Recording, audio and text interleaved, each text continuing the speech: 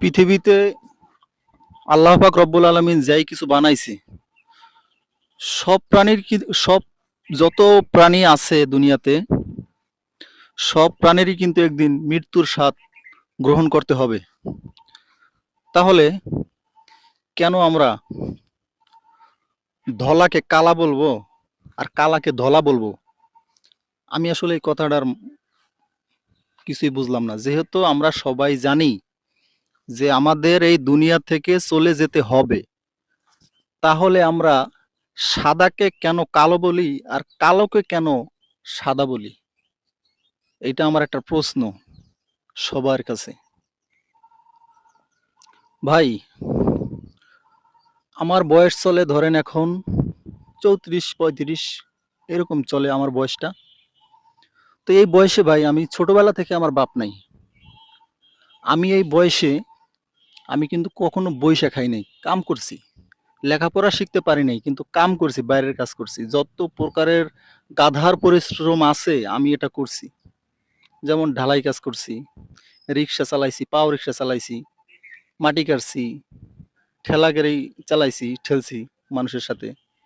এই ধরনের গাদার পরিশ্রম। তারপরে আড়ত, যেখানে মাছ তরকারির যে আড়ত আছে, সেখান থেকে ওই গাড়ি থেকে ওই বিশাল বড় বড় বোঝা মাথায় করে করে টানছি।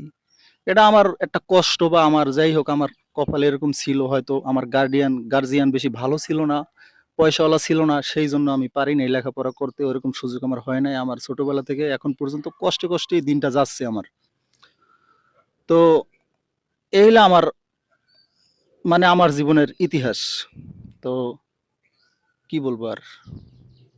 ওই ইতিহাস বলতে গেলে আমি আসলে মন থেকে বলতেছি, ওই ইতিহাস বলতে গেলে আমি অনেক কথাই ভুলে যাই।